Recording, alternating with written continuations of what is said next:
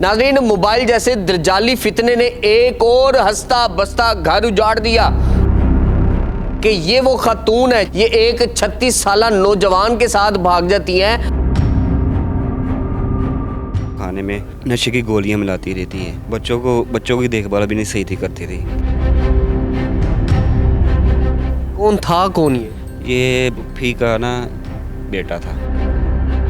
ये बताएं, ये सिलसिला 6 महीने तक चलता रहा और आपको कानों कान खबर नहीं होने दी? रो रो के उसे मनाने की कोशिश की, ये नजायज़ ताल्लुकात है, ना करो ऐसा।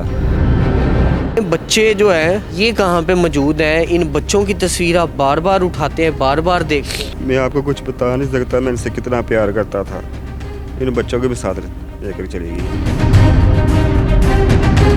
नाजरीन, ये देखिए, ये वो बच्चे हैं, जी शऊर बच्चे, मासूम बच्चे, जिनको भी पता ही नहीं है कि उनके साथ क्या होने जा रहा है। उनसे बाप का साया छीन लिया गया है।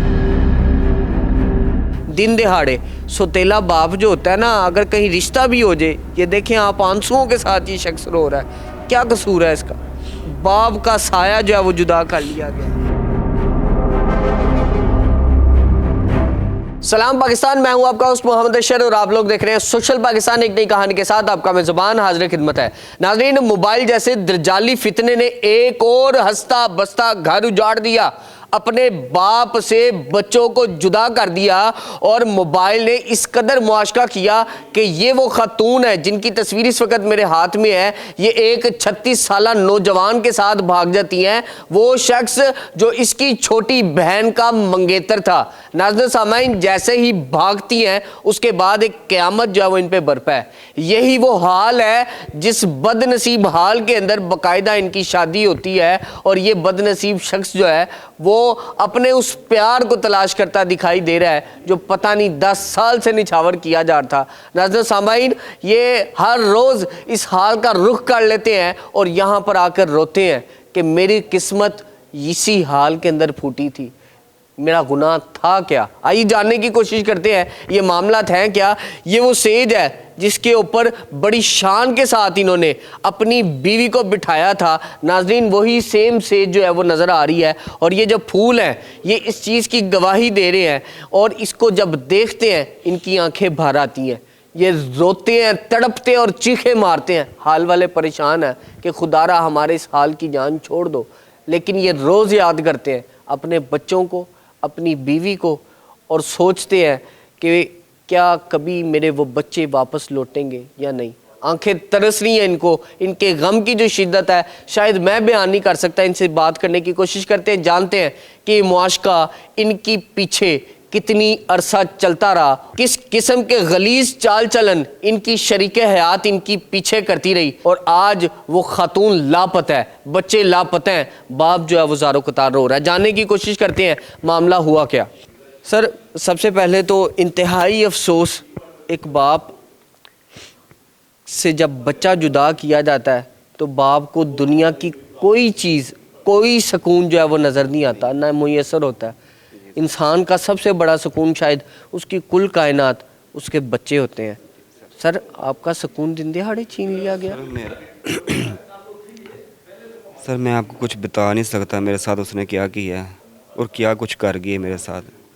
खाने में भी जहर मिला दिया उसने, ये जैसे कहते हैं वो खाने में नशे की गोलियां मिलाती रहती है। बच्चों की देखभाल भी नहीं सही थी करती थी। आना बच्चों को, मैंने कहना कि बच्चों की देखभाल करो, बच्चों को अच्छे तरीके से गाइड करो, गाइड भी नहीं करती। तो बच्चे जब बीमार होते थे बच्चों को अच्छी तरह दवाई भी नहीं पिलाती। मैं ये बताएं, आप काम क्या करते हैं? मैं मेहनत मजदूरी करता हूँ भाई। आप मजदूरी करते हैं? कितने दिन जो है, कितने घंटे जो है वो दिन के बाहर रहा करते हैं? मैं दिन के 12 घंटे बाहर रहता हूँ। 12 घंटे बाहर गुजारते हैं? जी सर। 12 घंटे वो घर पर क्या करती थी? 12 घंटे वो घर में पता नहीं, मैं तो काम पे चला जाता, वो घर में काम भी करती थी और मोबाइल भी यूज़ करती थी।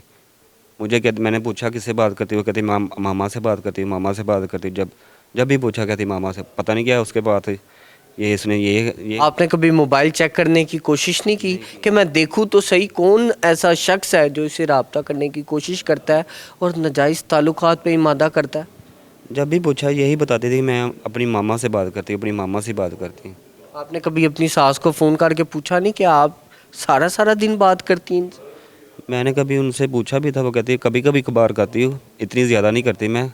तो मैंने कहा चलो ठीक है, कोई बात नहीं, किससे करती होगी, अपनी अपनी माँ को करती हो, और किसी को तो नहीं करती होगी। तो इसके बाद इसकी मुझे क्या पता इसके दिल में क्या चल रहा है क्या नहीं चल रहा। 12 घंटे मेहनत करके घर आते, खाना खाते तो सुनने में आया बेहोश हो जाते। जी। क्या मिलाती थी खाने में? खाने में वो नशे की गोलियां मिला देती थी। आप नशे की हालत में रहते, जी। यानी कि नींद आ जाती थी, गनूदगी छा जाती थी, जी सर। नींद बेहोशी की हालत। जी सर। उसके बाद वो क्या करती थी सारी उसके बाद वो मोबाइल यूज़ करती थी। सारी रात मोबाइल? जी सर। आपने कभी रोका नहीं, कभी पकड़ा कि ये जो शख्स है ये ज़िंदगी तबाह कर रहा है? कब आपको पता चला कि आपकी बीवी आपके पीछे जो है वो बाकायदा रंग रलियां मना रही है, और एक ऐसे शख्स के साथ जो उसकी अपनी बहन का जो है वो शोहर है? सर मुझे उसने कभी ये बताया भी नहीं था, यहाँ कभी मुझे पता नहीं चलने दिया ऐसा। मुझे तो हर टाइम उसने नशा दे देती कि मैं तो काम से थक कर आता हूँ, बच्चों को 2 मिनट प्यार की, और नींद। मैंने कहा खाना, मेरे साथ खाना भी पहले खाती थी, अब वो खाना भी नहीं दिखाती, अब अकेले खाना। कितने अरसे से ये मामला चल रहा था? जब आपको ये लगता था बीमार है, बीमारी की हालत में है, ये कितने अरसे से चल रहा था? और बच्चों से जो आपका ताल्लुक है वो कितना मजबूत था? अगर देखा जाए पुरानी ज़िंदगी को और इस ज़िंदगी में कितना फ़र्क था? ये सिलसिला 5-6 माह से चल रहा था सर। उससे पहले बिल्कुल ठीक था? बिल्कुल, उससे पहले बिल्कुल ठीक थी। हर यानी जब तक ये शख्स उस खातून की ज़िंदगी में नहीं आया था तब तक ये मामला ठीक था? जी सर। आपको प्यार भी करती थी, बोलती भी थी, आप बच्चों को टाइम भी देते थे? सब कुछ करती थी सर, सब कुछ करती थी, पर पता नहीं उसके दिल में क्या चल रहा था। आप इस शख्स को जानते थे? जी सर। ये आपके घर चक्कर लगाता? नहीं, घर चक्कर नहीं था लगाता, ये बाहर दुबई था।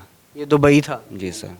कौन था कौन ये रिश्तेदार से दूर से था। रिश्ते में क्या लगता था? आपकी बीवी? फूफी का ना बेटा था। आपकी बीवी की फूफी का बेटा था? नहीं, मेरे अब्बू की फूफी का बेटा था। आपके अब्बू की फूफी का बेटा? हम्म।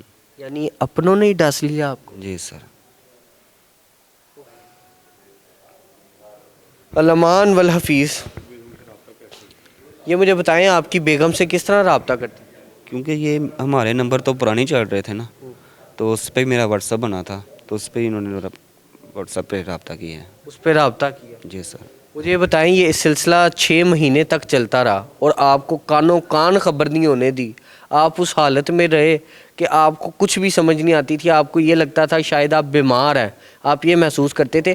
जब आपको पता चला, उसकी एक ख्वाहिश पर आपने उम्रे का जो है वो पैकेज का इंतज़ाम किया, उसको साथ उम्रा करवाया, हज के लिए आप सोच रहे थे कि मैं इसको हज के लिए लेके जाऊंगा, उसकी हर फरमाइश पूरी करने वाला शख्स, उसको जब पता चलता है कि उसकी बीवी किसी के साथ मुंह काला कर रही है, तो क्या कैफियत थी, क्या मंजरनामा था? कब पता चलता है और कैसे पता चलता है?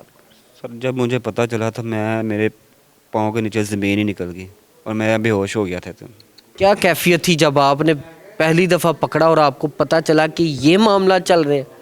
जब मैंने इसे पकड़ा तो मैंने इसे समझाता रहा, इसे यही कहता रहा कि छोड़ दो ये। 4-5 दिन पहले मुझे पता चला तो मैं इसे समझाता रहा। आपने अपनी बीवी को रोकने की ज़रा कोशिश नहीं की? मैंने अपनी बीवी को रोकने की कोशिश की, मैंने उसे 4 दिन 4 रातें हाथ जोड़ जोड़ कर रो के उसे मनाने की कोशिश की, ये नजायज़ ताल्लुकात है, ना करो ऐसा। तो पर उसने पता नहीं उसके दिल में नजायज़ ताल्लुकात बहुत जिस कैफियत से ज़्यादा बढ़ गई हूँ, जिसकी वजह से वो घर से फरार हो गई। यानी शैतान चढ़ गया? शैतान उसके जहन में आ गया था, शैतान चढ़ गया था उसके। मैंने उसे बहुत कोशिश की मनाने की, पर नहीं। नाज़रीन आप देखें, इसको मोहब्बत नहीं कहा जा सकता कि एक महरम मौजूद है और एक शख्स बग़ैर तलाक लिए, बग़ैर खुला लिए किसी दूसरे शख्स से नाजायज़ मरासिम बनाती है। खामन जो है वो दिन रात हाथ जोड़ कर रो कर फरियादें करता है कि खुदारा अपनी इज़्ज़त का ख्याल रखो, मेरी इज़्ज़त की भी पामाली होगी और तुम भी लुट जाओगी, तुम्हारा ये पर्दा है, खुदारा इस नाजायज़ ताल्लुक़ को ख़त्म कर दो। लेकिन हवस ने क्या किया? हवस ने सिर्फ़ और सिर्फ घर तोड़वाया। हवस ने इस शख्स को जो है वो गिराने पे एक बड़े ज़ख्म देने पर मजबूर कर दिया और उसके बाद इसकी बीवी जो है वो भाग गई एक ऐसे शख्स के साथ जो इन्हीं का भाई है। नाज़रीन सोचता हूँ तो रूह कांप जाती है कि ये क्या मामला हुआ। सर मुझे बताएं, ये बच्चों की तस्वीरें आपने आगे रखी हैं, मुझे बताएं, बच्चे जो हैं ये कहाँ पे मौजूद हैं? इन बच्चों की तस्वीर आप बार बार उठाते हैं, बार बार देखते हैं। सर ये बच्चे भी साथ ही लेकर चली गई है और बच्चे मुझे बहुत याद आते हैं। ये बच्चे ने कुछ भी कहना कि मुझे सिलेंटी ला दो पापा, मेरा बैग नहीं है, ये नहीं है, कुछ मैं सब कुछ उन्हें ला कर देता था। मैंने तो मजदूरी किसके लिए करता था? बच्चों के लिए करता था, बच्चों को पालने के लिए। यार मैं आपको कुछ बता नहीं सकता मैं इनसे कितना प्यार करता था। इन बच्चों के भी साथ लेकर चली गई है। यानी कि आपके जिगर का टुकड़ा। नाज़रीन ये देखिए, ये वो बच्चे हैं, जी शऊर बच्चे, मासूम बच्चे, जिनको भी पता ही नहीं है कि उनके साथ क्या होने जा रहा है। उनसे बाप का साया छीन लिया गया है दिन दहाड़े। सौतेला बाप जो होता है ना, अगर कहीं रिश्ता भी हो जाए, ये देखें आप, आंसुओं के साथ ये शख्स रो रहा है। क्या कसूर है इसका? बाप का साया जो है वो जुदा कर लिया गया। मुझे बताएं, कितनी याद आती इन बच्चों की? कितने महीनों से इन बच्चों को नहीं देख पाए, रोते हैं आप? 2 माह 10 दिन हो गया सर, ना कोई पता है ना आता है। पता नहीं शायद जिंदा भी हैं कि मर गए हैं। अल्लाह अकबर। नाज़रीन आप देखें कि किस दिल पे पत्थर रख के ये बाप क्या बात कर रहा है कि पता नहीं जिंदा भी है मेरे बच्चे या नहीं। उस खातून ने, जिसको इतने बड़े इज़्ज़त के मामले की समझ नहीं आई, इस रिश्ते की समझ नहीं आई, जिसने पूरी की पूरी ज़िंदगी तबाह कर दी, दाव पे लगा दी। नाज़रीन उसको कैसे ख्याल रहेगा इन बच्चों का? सौतेला बाप हमेशा सौतेला होता है, वो क्या प्यार देगा? जो ये प्यार करते थे, जो हकीकी बाप प्यार करता है, वो सौतेला बाप कभी प्यार नहीं दे सकता। ये बच्चे जो है उनको महरूम कर दिया गया इतने बड़े साए से, बाप जैसे साए से। सर मुझे ये बताइएगा, अभी क्या अपील करते हैं आप? मुझे बस मेरे बच्चे मिल जाने चाहिए सर। मेरी हुकूमत पंजाब से यही अपील है, या दरख्वास्त है, इस दरिंदे को सजाए मौत होनी चाहिए। चौंक में इन्हें फांसी देनी चाहिए। इसने हंसता बसता घर उजाड़ दिया, 2 बच्चों की ज़िंदगी तबाह कर दी।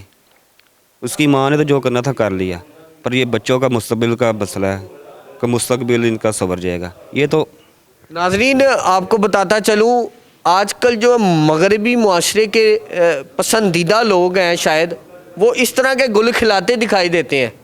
वो मगरबी मुआशरे को शायद अपना सब कुछ समझ चुके हैं और वहाँ पर इस तरह फैमिलियों को तोड़ा भी जाता है और मामलात भी किए जाते हैं। मगर ये चीज़ें अब पाकिस्तान में होने लगी हैं। इस तरह के नौजवान जो हैं वो बाकायदा उम्र रसीदा शादीशुदा औरतों को फंसाते हैं, अपने प्यार के झांसे में फंसाते हैं, फिर उनसे गलीज़ हरकत सकनात करते हैं, उनसे नाजायज़ मुतालबात करते हैं, और जब वो मुतालबात पूरे होने लगते हैं तो फिर ब्लैकमेल करते हैं अपनी मोहब्बत का झांसा देकर कि आओ शादी करते हैं, तुम्हें मैं आओ जन्नत दिखाता हूँ। और वो जन्नत नहीं, इंसान की अपनी ज़िंदगी भी दोज़ख बना देते हैं।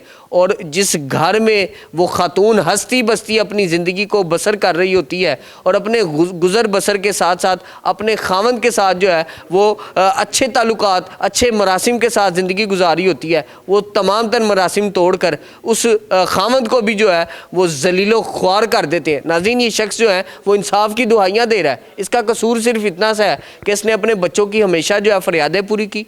इसका कसूर सिर्फ इतना सा है कि ये अपनी बीवी के मुंह से निकले हर अल्फाज को जो है वो अपनी आखिरी रेड लाइन बना देता था और उसकी तमाम तर ख्वाहिशात जो है वो पूरी कर कर उसके कदमों में डाल देता था। इसका कसूर इतना सा है कि ये उम्रे करवाता रहा। इसका कसूर इतना सा है कि ये 12 घंटे जो है बाकायदा जाके मजदूरी करता और उसके मुंह से निकली हर उस खुराक को लाकर उसके सामने रख देता, हर उस नेमत को। नाज़रीन सामाइन, ये बेकसूर शख्स जो है क्यों इस वक्त अपने आंखों से आंसू निकाल रहा है? ये बेकसूर शख्स जो है इस वक्त क्यों फरियादें दे रहा है? सिर्फ और सिर्फ इस दरिंदे की वजह से। इसने अपनी हवस को पूरा करने के लिए पूरा का पूरा कुंभा उजाड़ दिया, 2 ख़ानदानों को तबाह कर कर अब इस औरत को पता नहीं कहाँ पर जो है वो नाजायज़ ताल्लुकात बनाने के लिए इस्तेमाल कर रहा है।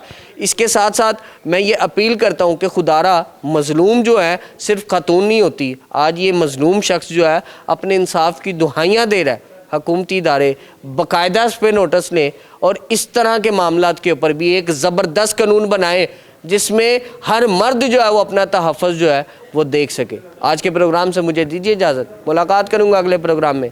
अल्लाह ने के बान।